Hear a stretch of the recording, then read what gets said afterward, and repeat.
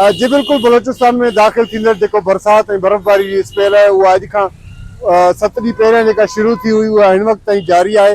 अॼु कोयटा शहर में बि बर्फ़बारी ॾिसण में अचे पई ऐं उन्हनि सां गॾोगॾु अव्हांखे ॿुधाईंदो हलां त हीअ बर्फ़बारी ऐं बरसातुनि जो सिलसिलो जेको आहे पूरे बलोचिस्तान में हिन वक़्तु जारी आहे। जीअं त चमन, कान, मित्रज़ई, किला सैफुल्ला, कल्लात, ज़ियारत ऐं अहिड़ा ॿिया कई शहर आहिनि जिन में जेको आहे बारिश ऐं बर्फ़बारी जो सिलसिलो जारी आहे।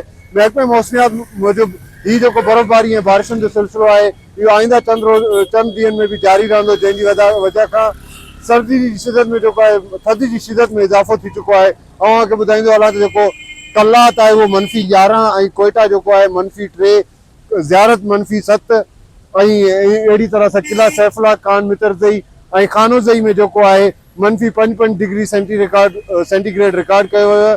अव्हांखे ॿुधाईंदो हलां त हिन वक़्तु जेको बर्फ़बारी थी रही आहे कोयटा में, इन खां पोइ जेको आहे मौसम ॾाढो ख़ुशगवार थी वियो आहे ऐं माण्हू उनखे इंजॉय करण लाइ हिन वक़्तु रोडनि ते निकितल आहिनि। अव्हांखे ॾेखारे सघां थो त हिन वक़्तु रोडनि ते गाॾियुनि जी जेका रश आहे उनजी वजह खां जेको आहे ॾिसी सघिजे थो त माण्हू जेको आहे हिन बर्फ़बारी खे इंजॉय करण जे लाइ शहर जे रोडनि ते निकितल आहिनि। जी।